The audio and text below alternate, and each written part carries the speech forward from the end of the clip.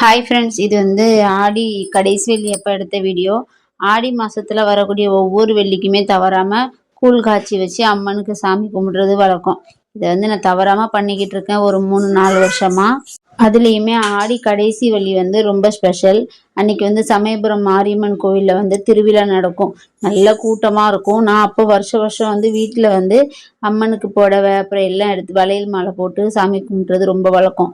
ஆனால் 12 மணிக்கெல்லாம் மதியம் அங்கே பூஜை நடக்கும்போது நானும் கரெக்டாக அந்த டயத்துக்கு சாமி கும்பிடுவேன்.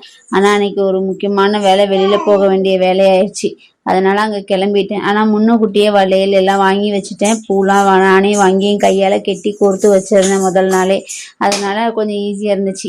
போயிட்டு வந்ததுக்கப்புறம் ஈவினிங் போல தான் அன்றைக்கி பூஜை பண்ணியிருந்தேன். மஞ்சள் சேலை எடுத்து வச்சிருந்தாலே அதை ஒரு தாம்பரத்தில் எடுத்து வச்சுட்டு மஞ்சள் குங்குமம் மஞ்சள் கயிறு அதெல்லாம் எடுத்துட்டு வளையல் மாலையும் சூப்பராக கெட்டி அம்மனுக்கு மாலைலாம் போட்டு விளக்கேற்றி சாமி கும்பிட்டுருந்தேன். கூழ்லையுமே 2 தலை வேப்பிலையும் போட்டு நல்லபடியாக தீப தூபம் எல்லாம் காட்டினதுக்கப்புறம் சூடம் காமிச்சு ஆரத்தி எடுத்துட்டேன். அப்புறம் தான் பசங்களுக்கு எல்லாத்துக்குமே திருநீரும் வச்சு விட்டேன், குங்குமமும் வச்சு விட்டுட்டேன். பாப்பா அன்னைக்கு ஆகஸ்ட் 15 வரையா, பாப்பா நைட்டு தான் அந்த ட்ரெஸ் போட்டிருந்தா. அந்த ஒயிட் கலர் ட்ரெஸ் வாங்கியிருந்தேன், ரொம்ப சூப்பராக இருந்துச்சு.